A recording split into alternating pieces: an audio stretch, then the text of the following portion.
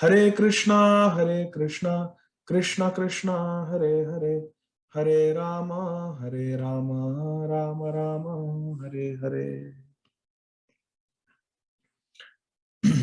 Hare Krishna. So, dear devotees, on behalf of Srila Prabhupada and on behalf of ISKCON of Atlanta, we welcome all of you for our midweek Harikatha, and we are having an ongoing discussion on the 12 Mahajans as mentioned in the 6th canto of Grantharaj Srimad Bhagavatam.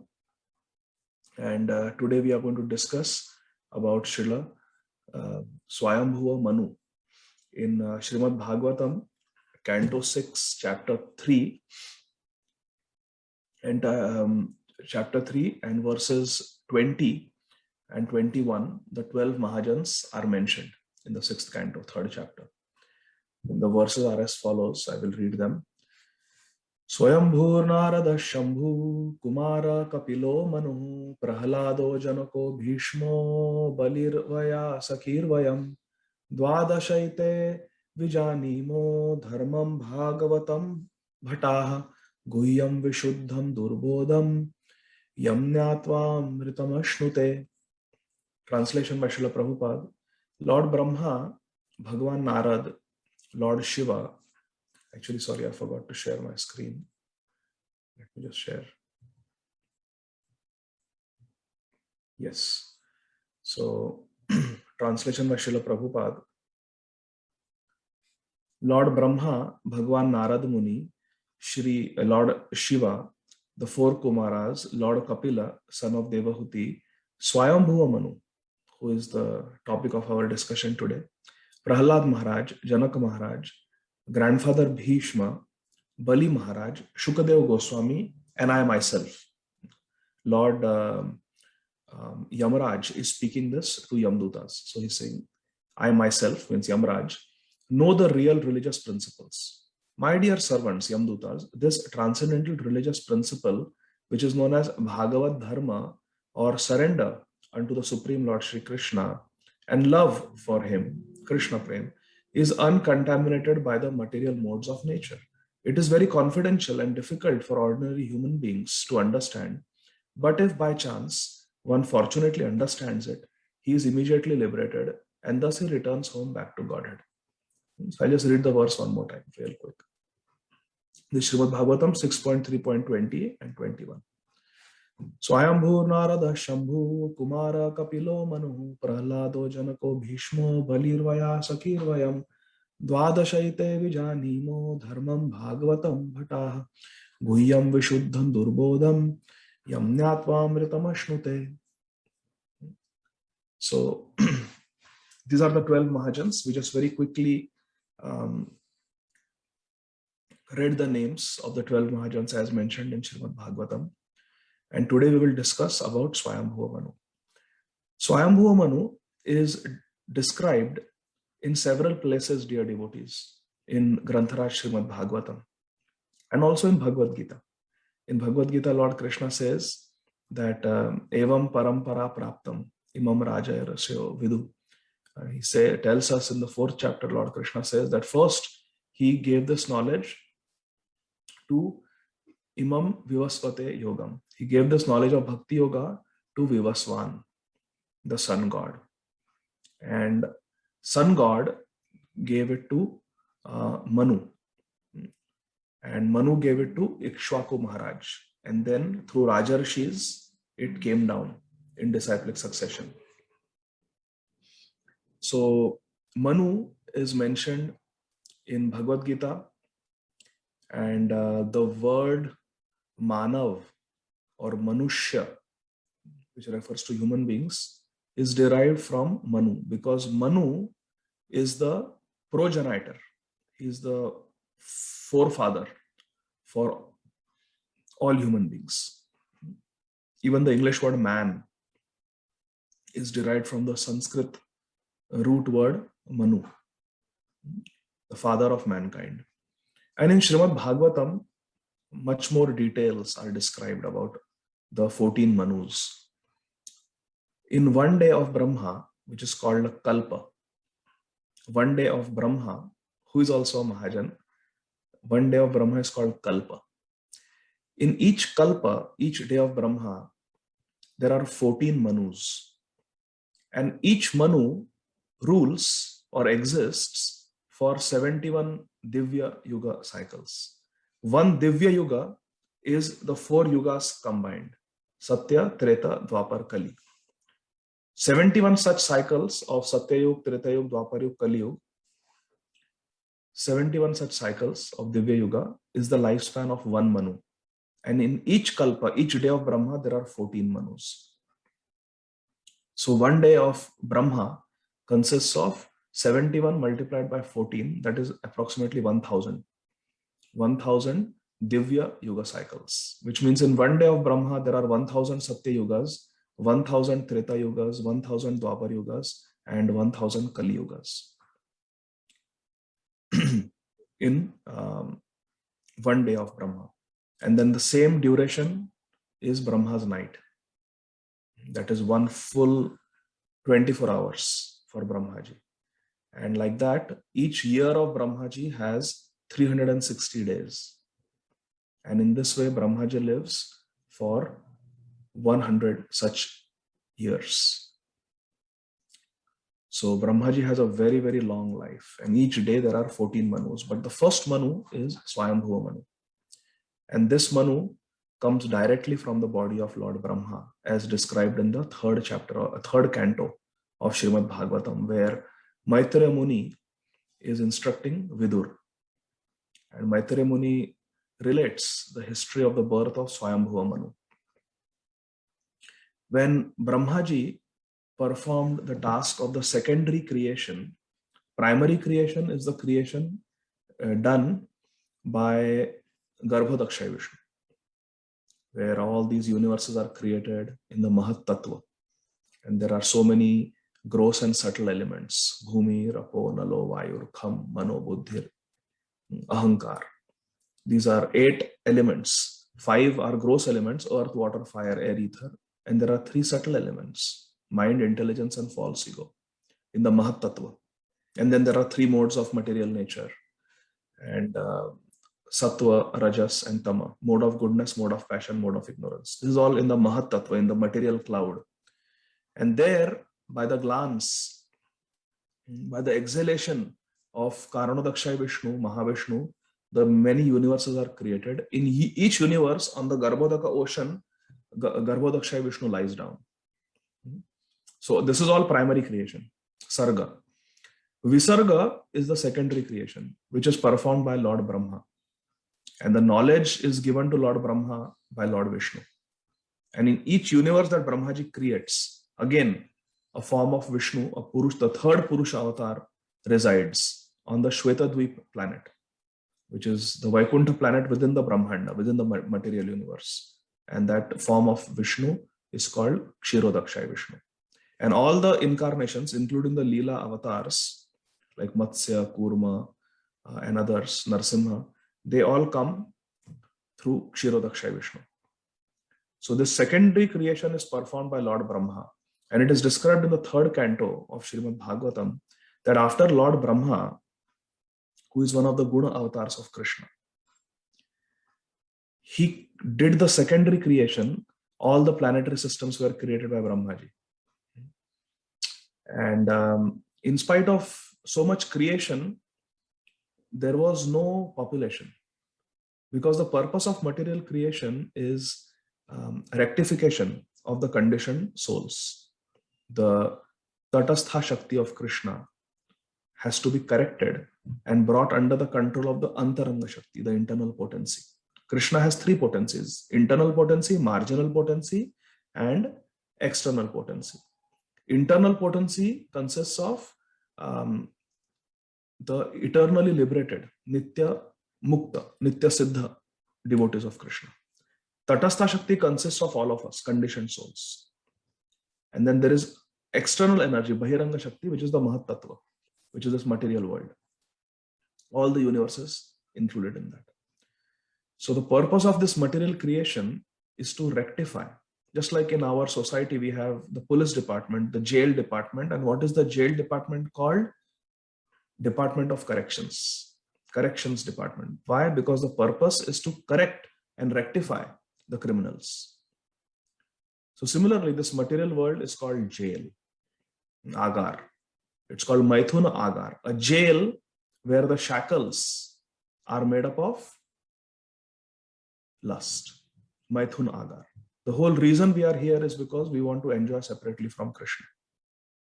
Krishna bhuliya sejev anadir bahirmukh ataiva maya tare deha samsara dukh.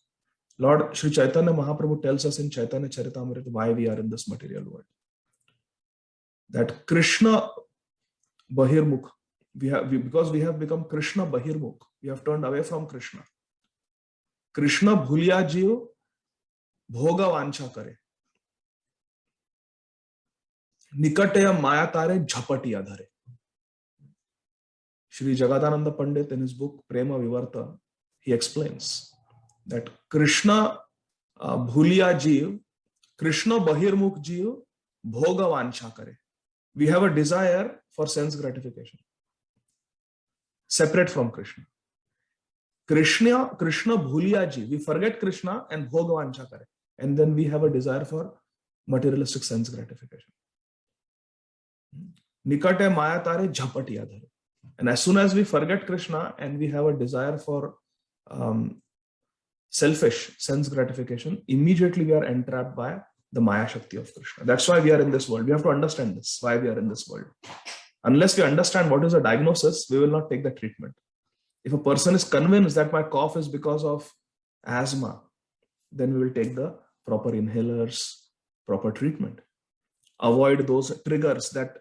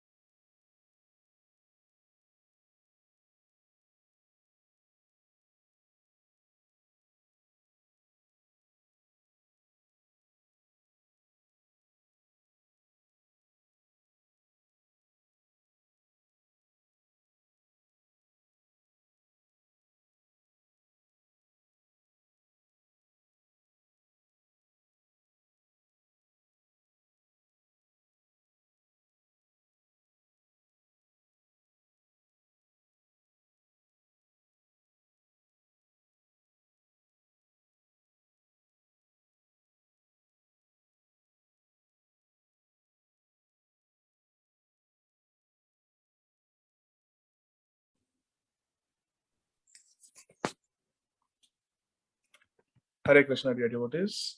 I sincerely apologize. My laptop just crashed. I don't know what happened, but I hope you are all able to hear me. So that is why we are in this world, that we want to enjoy separately from Krishna. Our scriptures are very clear about that. Krishna bhuliya sejev anadir bahirmukh ataiva maya tare deha samsara dukh. So Lord Brahmaji, after creating everything, he was very disappointed because there was no progeny in this world. Can everybody hear me? Is Yes, the sound? Yes, Prabhuji. Yes, Prabhuji. So, after Brahmaji created this material universe, there was no population. So Brahmaji was very disappointed. And at that time, getting inspiration from Krishna, from Lord Brahma, who is a Guna avatar of Krishna, from Brahmaji's own body, two bodies came out. And one was a male body, and that is Swayambhuva Manu, the topic of our discussion today. And the second person who came out of Lord Brahmaji's body is a female body. Her name was Shatarupa. So we should not think that they are brothers and sisters, because it was not a progeny that was conceived as we know in this material world. There was no mother, only Brahmaji. Because Brahmaji is a very empowered personality. He's actually a Guna avatar of Krishna. He's an empowered expansion of Krishna. Very special, although he's Jiva Tattva, but still he's extremely empowered by Krishna, Lord Brahma. He's one of the incarnations of Krishna, Guna avatar.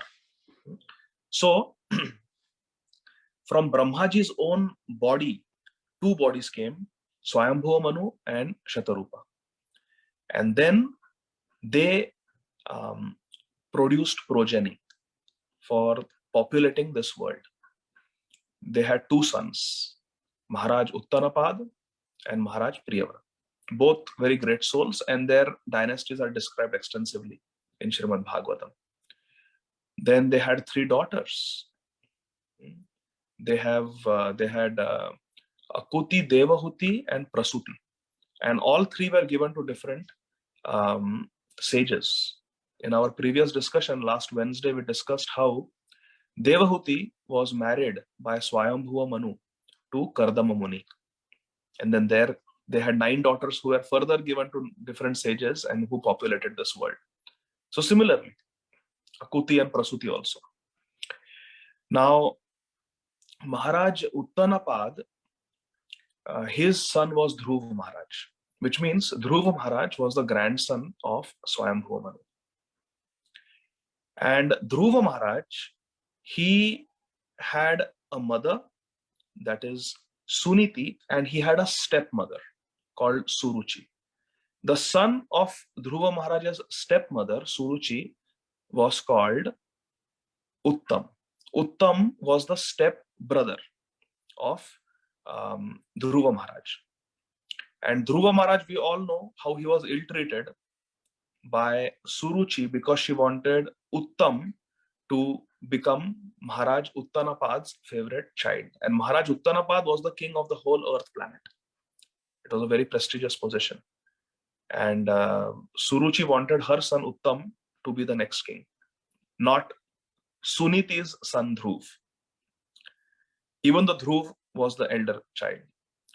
So anyway, Dhruv Maharaj at the age of 5 was ill-treated by Suruchi, and he went to the forest, and under the guidance of Shripad Narad Muni, who is another Mahajan, our Dhruv Maharaj perfected his life in 6 months by chanting Om Namo Bhagavate Vasudevaya, this Vedic mantra, and going to Shri Vrindavan Dham, staying in the holy land of Vrindavan on the banks of Yamuna, and performing his puja, mantra jap, pranayam, meditation. Dhruv Maharaj in 6 months, by controlling his senses and by performing devotional service, he had darshan of Lord Vishnu, and his life became perfect. And Lord Vishnu told him, you rule for 36,000 years on this earth planet, and then you'll come back to Vaikuntha. You'll be reunited with me. So his future was assured. What security? We are always very insecure in this material world. That's why we get insurance, automobile insurance, home insurance, health insurance, because we don't know what the future holds for us. But here is 5-year-old Dhruv, by the power of Bhakti Yoga, he completely captured the heart of Lord Vishnu. And Lord Vishnu assured him, you will rule for 36,000 years as the king of this earth planet. And you will enjoy good health, no problem. And then you will come back to Vaikuntha. You'll come to me and you'll stay with me forever. So this is the power of devotional service. This is what Srila Prabhupada came to give us, dear devotees. Pure bhakti. So Dhruva Maharaj, he was the king. And his brother, Dhruv Maharaj, had 2 wives, and he had children from them also. So he was the king of the whole world, and he was performing many wonderful Vedic sacrifices, devotional sacrifices, and he was taking care of his citizens very nicely. Dhruva Maharaj was ruling very nicely. And his brother, stepbrother Uttam, who was still unmarried, he went to the forest on a hunting excursion, because in those days, in Satya Yuga and in the previous ages, hunting was allowed for Kshatriyas to hone their skills and to make them strong and fit. So he went on a hunting expedition in the forest, and he went north in the Himalayan mountains. And there he encountered a yaksha. Yakshas are a type of species. They are in between demigods and demons. They're very powerful. They have some tendencies like demigods, devatas, and they have some tendencies like demons, daityas. So they're in between. Sometimes they can be very good, sometimes they can be very bad. So this yaksha, for no good reason, he just killed Uttam, the stepbrother of Dhruva Maharaj. So when Dhruva Maharaj heard the news that his stepbrother Uttam had been killed unnecessarily by a yaksha in the forest, Dhruva Maharaj, as the king of the world, had a responsibility. Srila Prabhupada writes in the purport, he had a responsibility to take revenge. And Srila Prabhupada writes, life for a life. That is the Kshatriya code. Life for a life. So he got onto his chariot. He went to Alkapuri, the place where all the yakshas live. And the Yaksha Raj, the king of the yakshas, is Kuver himself, very powerful, very rich and very powerful Kuver. He is a brother of Lord Shiva. So Dhruva Maharaj went to Alkapuri, the kingdom of the yakshas, and he challenged the yakshas. He didn't know which yaksha had killed his brother. He challenged the yakshas that my brother has been killed. Please come and face me. He blew his conch shell very loudly, and the sound of the conch shell was terrifying to the yaksha ladies. So the yaksha men, who are very heroic and powerful, they came out fully armed with their numerous weapons like bow and arrow, sword, clubs, spears, etc. And all at once, thousands of them, they attacked Dhruva Maharaj, who was alone. And Dhruva Maharaj, because he is always protected by Krishna. Rakhe Krishna mare Krishna rakhe ke. Srila Bhaktivinoda Thakur says that if Krishna protects someone, no one can kill that person. And if Krishna wants to kill someone, no one can save that person. So Krishna always protects his devotees. Avashya rakshibe Krishna. Kaunteya pratijanihi name bhakta pranashyati. So Krishna protected Dhruva Maharaj. Even though so many yakshas were attacking, Dhruva Maharaj with his bow and arrow, he fought ferociously and defeated them all. They went inside their kingdom and brought reinforcements and brought more yaksha soldiers. And countless yakshas, they simultaneously attacked Dhruva Maharaj, and they were also using their magic tricks. Dhruva Maharaj is human being. Yakshas are a higher species than human beings, much higher species, much more powerful and sophisticated.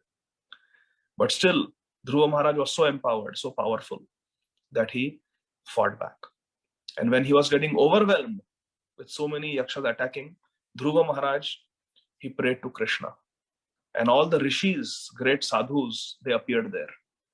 And they reminded him that you are always protected by Lord Narayan. So chant the Narayan mantra.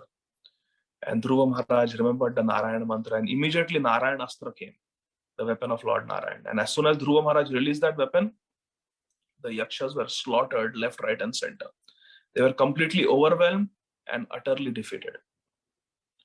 And Dhruva Maharaj was so angry at the yakshas because of their misbehavior and how they had killed his younger brother, stepbrother.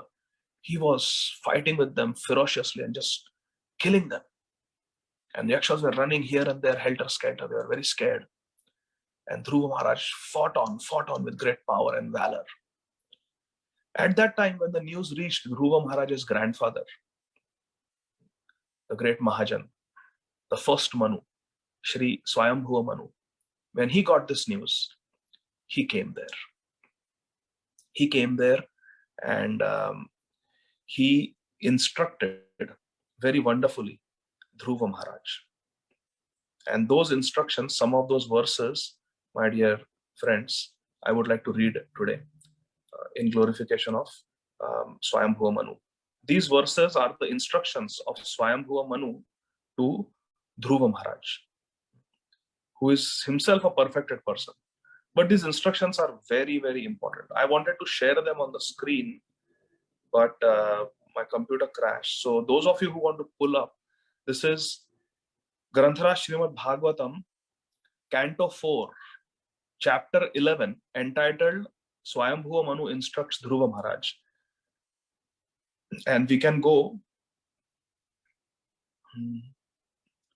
to verse number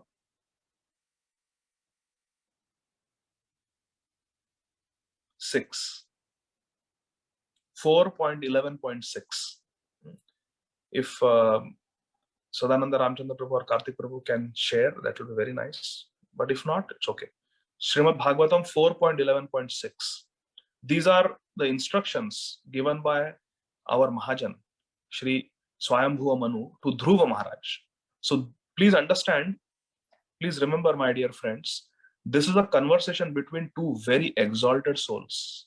Swayambhuva Manu, who is the topic of our discussion today, a great Mahajan, and Dhruva Maharaj, who is a perfectly self-realized Mahabhagavat. So we must listen to this conversation very carefully, dear devotees. This is verse number 6. Tan hanyamanan aviviksha guhyakan anagasaschitrarathena bhurishaha autanapadim kripaya pitamaho manur jagadopagata sahashribhi.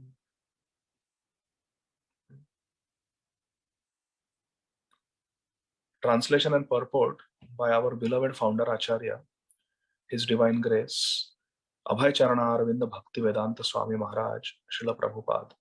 Translation: when Swayambhuva Manu saw that his grandson Dhruva Maharaj was killing so many of the yakshas who were not actually offenders, out of his great compassion, he approached Dhruva with great sages to give him good instruction. So let's look at the verse, dear devotee. Let's look at the synonyms, please. So we see that Chitra Rathena. Chitra means very beautiful, and Ratha means chariot. So Dhruva Maharaj, who by the mercy of Lord Vishnu had a very beautiful chariot. And what was he doing? Hanyamanan. He was killing the yakshas, Guhyakas, the yakshas. And what is Swayambhuva Manu addressed here as? Pitamaha Manuhu. Pitamaha means grandfather. So Dhruva Maharaj's father was Maharaj Uttanapad, and Uttanapad's father is Swayambhuva Manu. So he's the grandfather of Dhruva Maharaj. Therefore, he's called Pitamaha Manu. He gave instructions, Jagada. And who was Swayambhuva Manu accompanied by? Saha Rishibhi, with great sages. Great sages were accompanied. So this is a very important lesson for us, my dear friends. And if you see, Srila Prabhupada writes that he spoke out of great compassion. Out of great compassion for Dhruva Maharaj. Because Dhruva Maharaj, so it is said, Kripaya, out of mercy. Kripaya Pitamaha Manuhu. Swayambhuva Manu spoke out of Kripa, out of compassion. So two very important things to learn from Swayambhuva Manu, my dear friends. One is that he's speaking, he's giving instructions, Jagada, he's giving instructions, but Kripaya, out of compassion, out of mercy. This is very important, my dear friends. When we give instructions, it should be out of a feeling of causing welfare. We should be well-wishers. Everyone likes to give instructions. Everyone likes to instruct others. But we have to see our motives. Are my motives pure? Am I really the well-wisher, or do I have an ulterior motive? By giving instructions, do I want to establish myself as this person's superior? Do I want to convince others that I'm more advanced? Do I want to portray myself as a senior devotee by giving instructions? Do I have any hidden agendas? Do I want to accomplish something, some vested interest through these instructions? If that is so, then we are not pleasing Krishna. We are not following the path of the Mahajans. In the previous discussion, we heard that Mahajanoyana Gathasapantha. In Sri Mahabharat, we are taught that we have to follow in the footsteps of the Mahajans. And that we are not doing if we give instructions with ulterior motive. Srila Prabhupada writes, to make advancement in Krishna consciousness, we have to be sincere in Krishna consciousness. We have to follow the vows of initiation. There are three aspects to our vows of initiation, which are very important. 4 regulative principles we have to follow. No illicit sex, no gambling, no meat eating, and no intoxication. Sometimes it is very difficult. The temptation is too strong. And we feel that I am going to get so much enjoyment by giving in to these temptations. But what happens is, by breaking the 4 regulative principles, we are breaking our connection with the Guru Parampara. What a loss. For a few moments of enjoyment, we are losing our connection, the sacred connection with Shri Guru and the Guru Parampara. So we have to be very responsible, and we have to choose wisely. Few minutes and that sense gratification will be finished. Then no more. But suffering will be there a lot. Therefore, it is better to control the senses. Second is chanting at least 16 good quality rounds every day. And this can be done easily in the morning. So this is the second aspect. And the third aspect is, which often is not given focus, is during initiation, we all have taken a vow. I will chant 16 rounds at least every day. I will follow the 4 regulative principles, and I will serve in the mission of Srila Prabhupada in the mood of the servant of the servant of the servant. This Dasanudas Seva bhav in ISKCON is very important, my dear friends. So we have to follow in the footsteps of the Mahajans. Mahajano ena gatha sapanta. Tarko pratishtha shrutoyo vibhinna nashav rishiryasya matam na bhinnam dharmasya tattvam nihitam guhayam mahajano ena gatha sapanta. To perfect our lives, we have to follow in the footsteps of the Mahajans. So if we have ulterior motives, then we are not following in the footsteps of the Mahajans. Srila Prabhupada says to make spiritual advancement, we have to be sincere, which means these 3 things, 3 vows of initiation we have to follow. We should be serious. Serious means we have to associate with devotees, and we have to reduce our association with non-devotees. That is called serious devotee.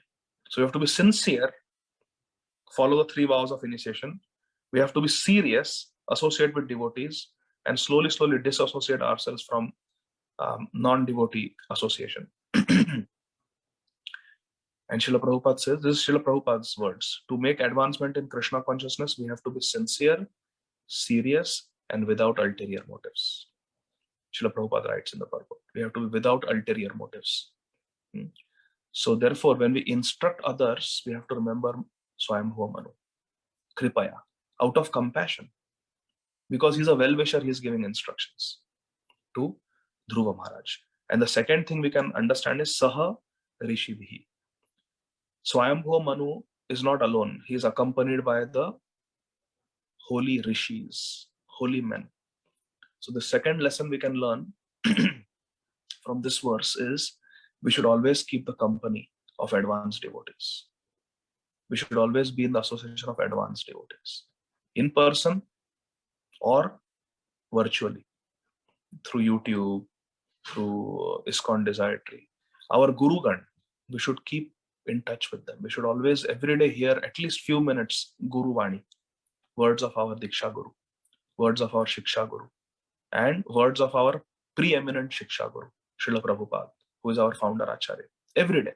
Now we are reading these purports, translations. These are all Srila Prabhupada's words, especially the Bhaktivedanta purports. So we should, 2 things we learn. We should give instructions with pure intention, out of compassion and welfare of others. And second is, we should saharishibhi, we should always keep company of advanced devotees. So now after translation, we'll read the purport. Dhruva Maharaj attacked Alkapuri, the city of the Yakshas, because his brother was killed by one of them. One of the Yakshas killed the brother, Uttam. Second sentence of the purport, Srila Prabhupada writes, actually, only one of the citizens, one of the Yakshas, and not all of them, was guilty of killing his brother Uttam. Dhruva Maharaj, of course, took a very serious step when his brother was killed by the Yakshas. War was declared and the fighting was going on. This sometimes happens in present days also. For one man's fault, a whole state is sometimes attacked.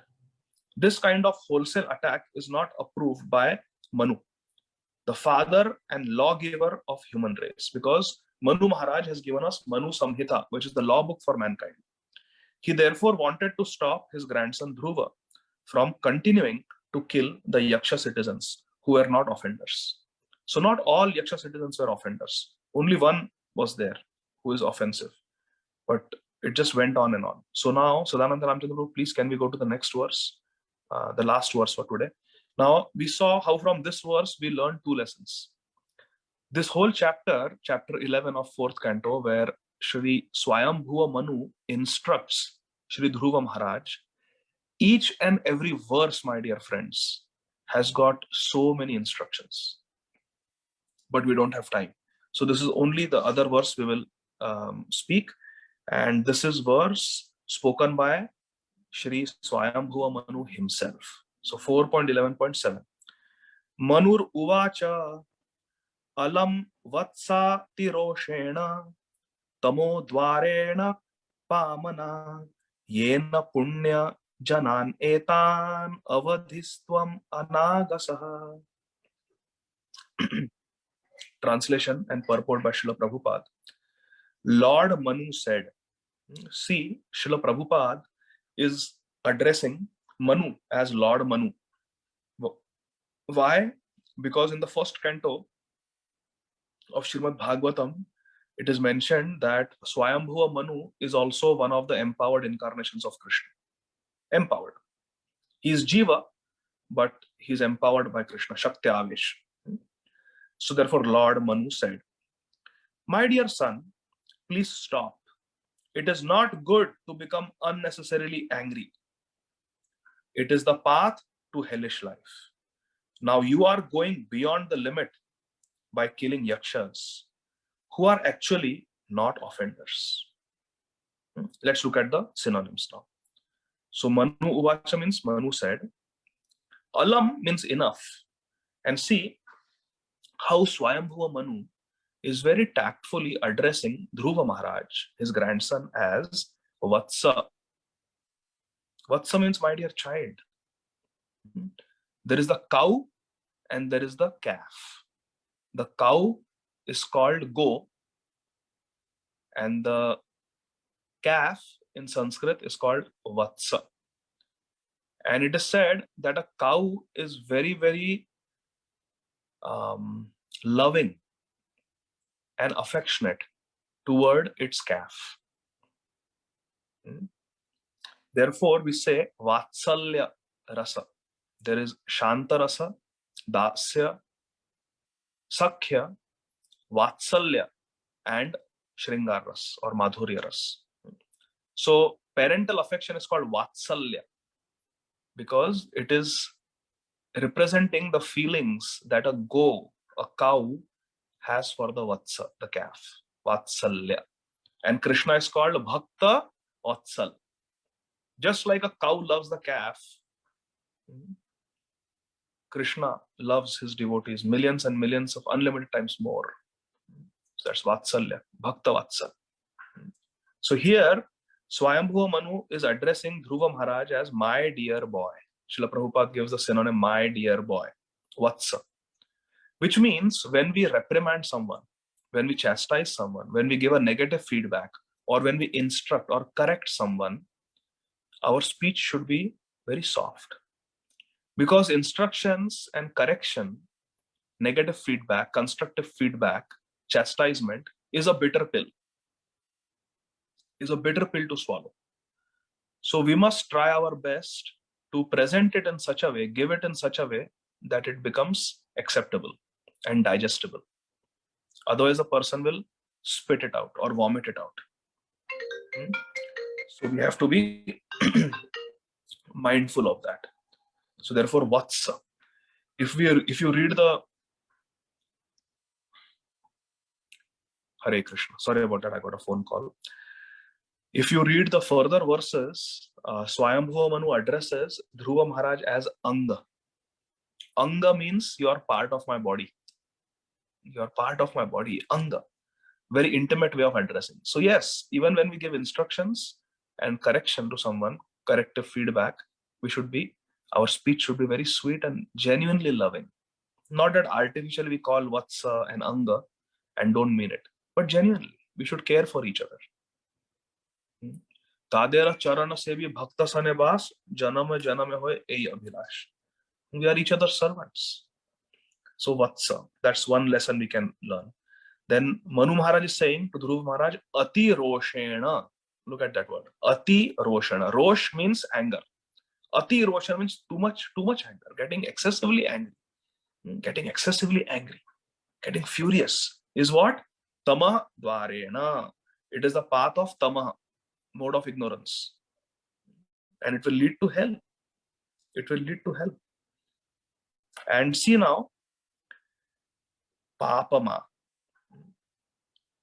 Pap. Swayambhu Manu is saying what Dhruva Maharaj is now doing, Ati Roshena, in excessive anger, Avadhi, killing so many of yakshas, it is pap. Papmana. It is very sinful. And what is he addressing the yakshas as?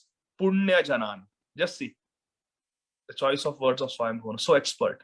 He is addressing them as Punya Janan, to remind Dhruva Maharaj that you are not the only person who is Punyavan.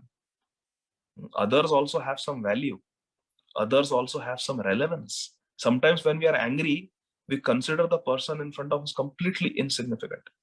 The object of our anger, that is completely worthless. We consider them. They have no worth. They shouldn't exist. We want to finish them in anger. We think like that.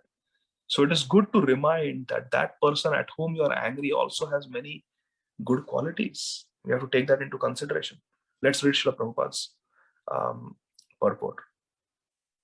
And he calls them not just Punya Janan, but also the last word, Anagasaha. They are offenseless. All of them have not committed offense. Why are you killing them all? Please think. Purport. Srila Prabhupada ji writes, in this verse, the word Ati Roshena means with unnecessary anger. When Dhruva Maharaj went beyond the limits of necessary anger, his grandfather Swayambhuva Manu immediately came to protect him from further sinful action. From this, we can understand that killing is not bad, but when killing is done unnecessarily, or when an offenseless person is killed, such killing opens the path to hell. Dhruva Maharaj was saved from such a sinful action because he was a great devotee. Just see. So if we have devotion, even if sometimes we get deviated and we are going along a wrong path, going down a wrong path, because of our previous devotion, Krishna will save us, either directly or through some agent. But test of our intelligence is, my dear friends, that we should be willing to listen. Hare Krishna. When Krishna speaks, we should be able to identify that this is Krishna's voice. A tea seller told Srila Prabhupada in Delhi, a tea seller, tea stall wala, told Srila Prabhupada that you are writing this Back to Godhead magazines, you are typing them, writing, proofreading, printing them, and hand distributing them. But it's a magazine, literally like a newspaper. People will read it and throw it the next day. Instead, you should write books. So Srila Prabhupada, he took it as Srila Bhakti Siddhanta Saraswati Thakur, his Guru Maharaj, speaking through that tea seller. Just see. This is called real intelligence. This is called real maturity. Maturity means not to reject a good suggestion just because you don't like the source. Hare Krishna. Even if a good advice comes from a source that is not very respectable, we should still accept it. Yeah, this is a good advice. A very nice advice. We should accept it. When Dhruva Maharaj was chastised by Suruchi, she was also Ati Roshena. She was also under too much anger at Dhruv, unnecessarily, just because he climbed on his father's lap. She said, who do you think you are? What do you think of yourself? Do you think you have a right to sit on your father's lap? If you want to sit on your father's lap, you need to die and take birth from my womb. Only if you take birth from my womb, because I am the king's favorite wife, then you will get the right to climb on your father's, Maharaj Uttanapad's lap. And to be born from my womb, you need pious credits. Therefore, go and worship Narayan. So when Dhruv went to his mother, Suniti, crying, and he told what Suruchi had spoken, Suniti said, oh, Suruchi has given good advice. Why? Even though her words were very harsh and they were filled with anger and envy, she said, if you want to make progress in life, you must get punya, and you can get punya by worshipping Lord Narayan. That is a good advice. Just see, this is called Saragrahi, seeking the essence. That's the quality of a devotee. A devotee is Saragrahi. Srila Prabhupada was Saragrahi. he accepted that advice from a tea seller. And he started working on the 3 volumes of Srimad Bhagavatam first canto, Jai Srila Prabhupada, which were the weapons that he brought to the West with him on the Jaladuta ship. So like that. So we continue the purport. A Kshatriya, so the point was that if we are a devotee, if we have performed Krishna bhajan, even if we sometimes go down a wrong path, Krishna will save us. Either directly through some representative, but we have to be sensitive to accept, to identify good advice and accept it. That is very important. Krishna will save. Even in the purports of 6th canto, Srila Prabhupada writes a brilliant point. Srila Prabhupada writes that because Ajamil was a devotee in his childhood and he had assisted his father in the worship of Lord Vishnu as a child, even when he went to the forest, he had gone to get kusha grass and flowers and fruits for the worship of Vishnu. And during that excursion in the forest, he happened to see that prostitute and fell down. He became filled with lust and fell down. But because he had been a devotee, Neha Vikramanashosti Pratyavayanu Vidyate Swalpamapyasya Dharmasya Trayate Mahato Bhaya. It will save us from the greatest fear. When Ajamil was face to face with the 3 Yamadutas, because he had sinned with body, mind, and words, in a very fearful situation, but because previously he had been a devotee, the Vishnu Dutas came. That's why his son was accidentally named Narayan. And he called to his son, Narayan, 10th son, and the Vishnu Dutas came and saved him. Srila Prabhupada writes, why was Ajamil saved? Because previously he had been a devotee. So, if we have practiced devotional service, if by Durdaiva, by misfortune, we leave the path of Krishna consciousness, but our bhajan will not go in waste. Whatever bhajan we have done, it will rescue us at the end of our life, for sure. And we will get another opportunity to continue our bhajan. There are so many examples. Hayagriva Maharaj, Srila Prabhupada's disciple, is a glorious example of such mercy of Krishna. Krishna never forgets. Srila Prabhupada never forgets what we have done in the past. So that is the lesson. So we'll continue the next paragraph. A Kshatriya is allowed to kill only for maintenance of the law and order of the state. He is not allowed to kill or commit violence without reason. Violence is certainly a path leading to a hellish condition of life, but it is also required for maintenance of law and order of the state. Here, Lord Manu prohibited Dhruva Maharaj from killing the Yakshas because only one of them was punishable for killing his brother Uttam. Not all the Yaksha citizens were punishable. We find in modern warfare, however, that attacks are made upon innocent citizens who are without fault. According to the law of Manu, such warfare is a most sinful activity. Just bombing and this and that. So many things happen. Terrorist attacks. It's just so sinful. Furthermore, at the present moment, civilized nations are unnecessarily maintaining many slaughterhouses for killing innocent animals. When a nation is attacked by its enemies, the wholesale slaughter of the citizens should be taken as a reaction to their own sinful activities. That is nature's law, or law of Manu Samhita. End of purport. Yes. So Srila Prabhupada had said that as long as 2 activities are going on in human society will not know any peace. What are those 2 activities? Abortions and animal slaughter. As long as animal slaughter, meat eating is going on and abortions are going on, human society, individually and collectively, we will not know peace.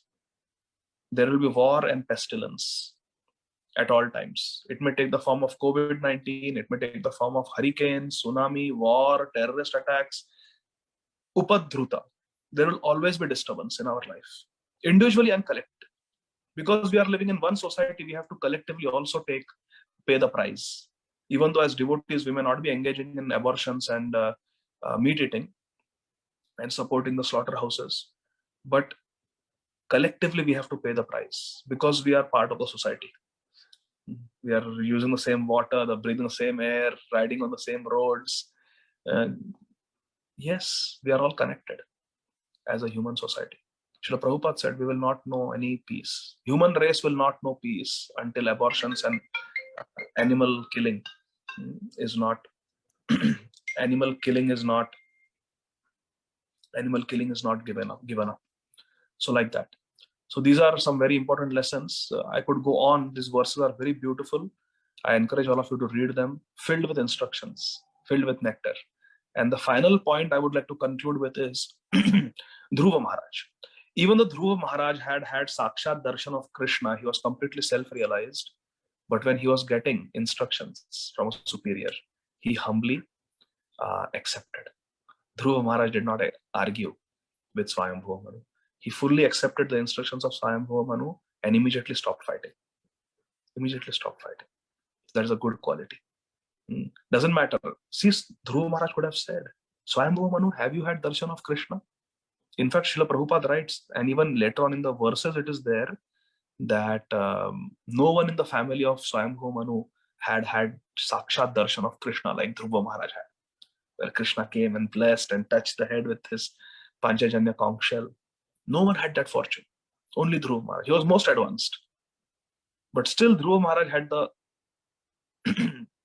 maturity and the humility to take instructions, take good advice. Because we may all make mistake, or we may all be at a point in our life where we need guidance. So Dhruva Maharaj shows that excellent quality of accepting instructions from Swayambhuva. So like that. So Srimad Bhagavatam is full of nectar. Jagat Guru Srila Prabhupada ki jai. Grantaraj Srimad Bhagavatam ki jai. Nitai Gaur Premanandi Hari Hari Bol. If there are any questions, maybe we can take one question. There are 3 minutes left. Thank you for a wonderful class. We do have some devotees who have their hands up. I have one question that was already sent in from Sadhananda Ramachandra Prabhu. So I'm just going to read that out for you. He asked, if Dhruva Maharaj rose above material desires by realizing the Lord by meditation, how does he exhibit this kind of anger? So Srila Prabhupada writes in the purports, in the subsequent verses, we didn't get a chance to go through all the verses and all the purports. Srila Prabhupada writes that very beautiful, amazing purport Srila Prabhupada writes in the future verses. Srila Prabhupada says that it was the duty of Dhruva Maharaj to get angry because his brother was unnecessarily killed by the Yakshas. So as a king, he had a duty to show that anger, but it is temporary anger. Srila Prabhupada writes, it's temporary anger and it is meant to chastise them and correct them so that the Yakshas who are more powerful will never again consider the human beings insignificant and dare to engage in such blatant transgression of moral values. So it was the duty of Dhruva Maharaj to exhibit that anger, but it is temporary. And Srila Prabhupada says, he gives the example that when devotees are ill-treated by materialistic people, for example, we are doing Sankirtan or we are distributing books, or let's take the example of Mr. N, who troubled Srila Prabhupada, gave so much pain to Srila Prabhupada for the Juhu property in Bombay, Hare Krishna land. So Prabhupada would get angry at Mr. N with his corrupt tactics and his underhanded dealings and all those things. Prabhupada would get angry, but Prabhupada did not carry that anger. It's temporary anger to chastise him. Prabhupada chastised his wife also, along with the wife's guru when they met once. So that is temporary anger. So this anger that Dhruva Maharaj exhibited, it is to be considered as a temporary display of anger because he is in the position of a king and someone had killed his brother unnecessarily. So to exhibit that anger and to chastise them, to scare them, one takes to such temporary anger. And Srila Prabhupada actually tells a very nice story in that purport. Let me see if I can remember that story. Srila Prabhupada says, very nice. By the mercy of Srila Prabhupada, I was able to remember. In that purport, Sadananda Ramchandra Prabhu, Srila Prabhupada tells a very beautiful story. Srila Prabhupada says that once Shripad Narad Muni, he saw a cobra. And the cobra was very fearsome, very ferocious, had bitten so many human beings who had unknowingly stepped on him, bitten them and killed them. A king cobra. So Narad Muni, being so merciful, being a Mahajan, he wanted to show his compassion. So out of Kripaya, out of compassion, he preached to that cobra. Narad Muni is also Shaktavesh avatar. He can do anything. He has this potency. He can speak to animals. He spoke to Kailash when Kailash had become a dog and then a snake. So anyway, Narad Muni spoke to this king cobra and preached to him and made the king cobra his disciple. The snake became his disciple. And Shripad Narad Muni instructed, Srila Prabhupada writes the story. Shripad Narad Muni instructed that king cobra, from today, you will be very peaceful. You will be very gentle and you will not strike and bite anyone. King cobra said, yes, Gurudev. Yes, Narad Muni, as you say. So that snake would, freely roam around without any fear because he knew that he didn't have any ulterior motive. He would never bite anyone. He would never attack anyone, never hiss at anyone. So everything was okay. But some naughty children, when they saw that the snake appears very dull, doesn't attack, and maybe it is sick and about to die, so they started throwing stones at the snake, started poking that king cobra with sticks. So the king cobra went away. And then after some time, he met Narad Muni. So Narad Muni asked the cobra, so my dear snake disciple, how are things going? So he told Shripad Narad Muni, Gurudev, things are okay, but these boys in the village, they trouble me a lot. They think I'm harmless and they just throw stones at me, poke me with sticks, make fun of me, try to trouble me. I had to run away to save my life. So Shripad Narad Muni said, oh, that is not good. Just because you are peace-loving doesn't mean that they ill-treat you. Next time they do that, you just expand your hood and hiss at them very ferociously and show them your fangs and scare them away. But don't bite them. So the snake said, okay. So next time the snake went and the children saw, they again attacked. The snake showed his ferocious form, his fangs. The kids got scared and ran away. And never again they troubled the snake. But the cobra never bit anyone. He just scared them away. So Srila Prabhupada writes, the anger of devotees like Dhruva Maharaj is like the hissing of that disciple snake. He was never going to bite, but he was just hissing so that they will not take undue advantage. To teach the children a lesson, don't take undue advantage of a cobra's peaceful nature. So Dhruva Maharaj also was trying to establish a point and teach them a lesson that don't do this, don't kill like this human beings just because they're weaker than you. Is that helpful, Sadananda Ramchandra Prabhu? I spoke from Srila Prabhupada's purport. Thank you so much for the wonderful answer, Prabhu. Hare Krishna. Yes, I think he gives us a thumbs up. That was a good answer. He can't speak right now. Prabhu, do you have time for a few more questions? Or okay, bro, we can take. Okay, so we have Parima Matji. If you would like to ask your question, you may go ahead and unmute yourself and ask. Hare Krishna, Prabhuji. Thank you so much for this wonderful class. Please accept my humble obeisances and Dandavat Pranams. Prabhuji, I have this question, Prabhuji, that how can a self-realized person who is free from Maya, once you are self-realized, you are free from Maya permanently. Only then I think you can be self-realized, if I'm understanding it correctly. Then, yes. Then how can you fall? Or is it that they are pretending to fall to teach us? So I don't know if I'm writing my understanding. No, they are neither falling nor are they pretending to fall. They are neither falling nor are they pretending to fall. So in Narhari Chakravarti's book Bhakti Ratnakar, he writes that he describes how Rupa Goswami unknowingly hurt the feelings of Krishnadas Baba, the limping sadhu who came to the darshan of Rupa Goswami at Siddha Bakul. So in that, he describes that pastime, and then Rupa Goswami lost his samadhi. He could not get Radha and Krishna back in his Leela Smaran. So in that context, Srila Narhari Chakravarti writes, Shri Krishna Chaitanya Prabhu Priya Bhakta Dware Annera Shiksha Karaye Eita Prakare. That in this way, using Rupa Goswami, Shri Chaitanya Mahaprabhu is teaching us a lesson that be very careful, don't commit Vaishnava Aparadha, don't hurt devotees. Not that Rupa Goswami hurt, but he's using Rupa Goswami as an example. Rupa Goswami is a pure self-realized, he's Rupa Manjari. There is no question of committing Vaishnava Aparadha for Rupa Goswami. Similarly, Dhruva Maharaj was Atma Sakshatkari. He had seen face-to-face Lord Vishnu. He knew his relationship in Shantaras with Lord Vishnu. And he knew his destination, that I live eternally on Shvetadvip planet with Lord Vishnu. So he was completely self-realized. There was no question of falling down. So this anger, although Manu Maharaj says that it is a path to hell, That is for us, to instruct us. Not that Dhruva Maharaj was going to fall down. So why did this pastime happen? Because it is Leela. Through Dhruva Maharaj, Krishna is teaching us that don't be ati roshena. Don't have too much anger. Control your anger, like Hanumanji. Hanumanji controlled his anger. He used his anger in the service of Lord Ramchandra, but he controlled his anger. Otherwise, anger can lead to very disastrous results. So therefore, this story of Dhruva Maharaj and Manu Maharaj is meant to teach us that there is a danger in anger. Not that Dhruva Maharaj was a victim of anger. If someone has Kama, Krodha, Tatha, Lobhas, Tasmad, Tarayam, Tejet, Krishna says you have to give up them if you don't want to go to hell. So if Dhruva Maharaj is self-realized, he has had darshan of Krishna, he has seen Krishna face to face. So how can he have any traces of mundane anger? Not possible. So this is Krishna's Leela.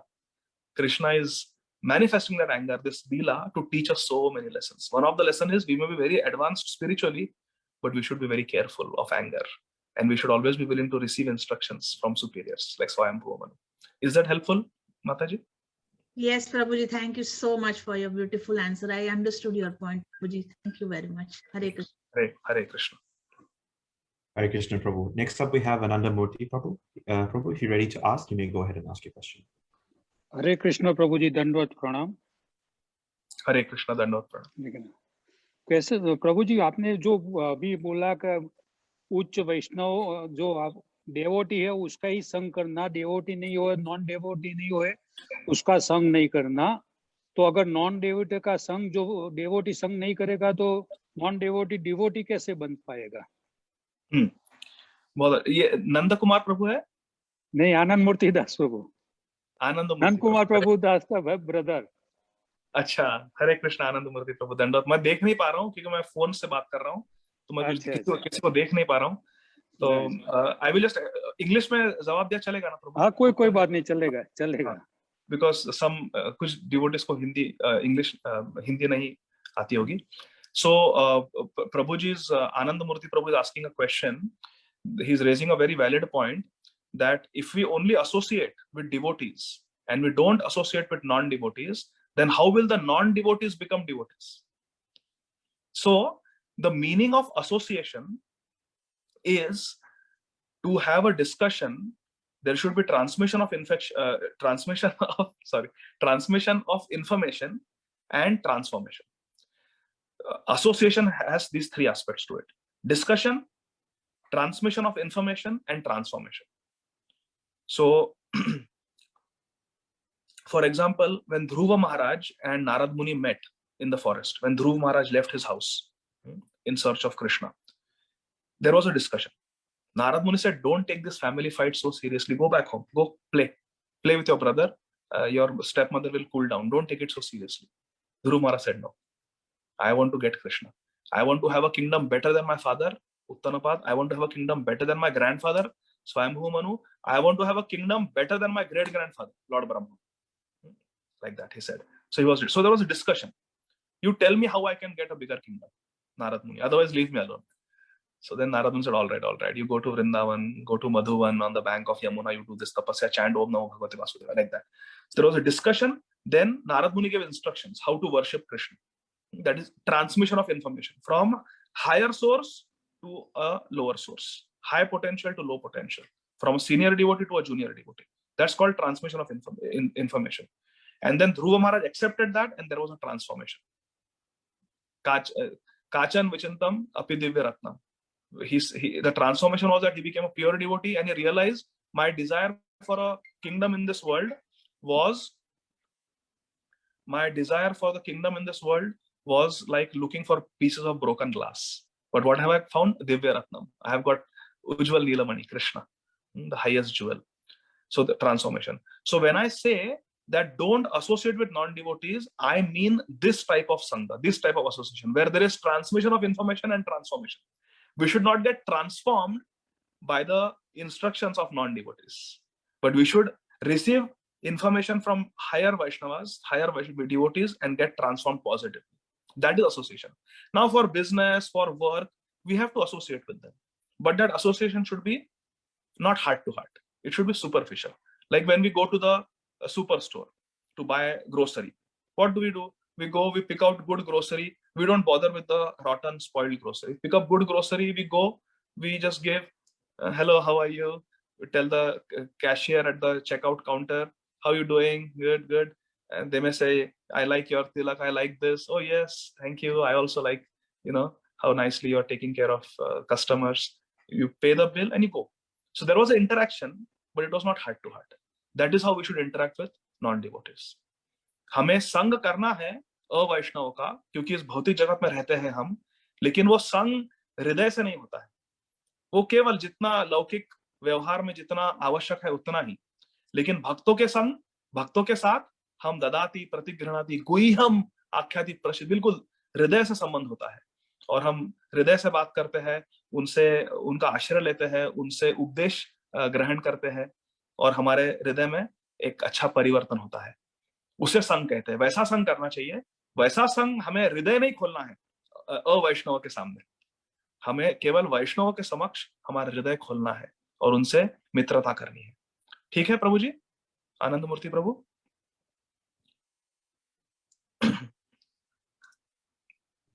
Thank you so much, Prabhu, for your wonderful answer.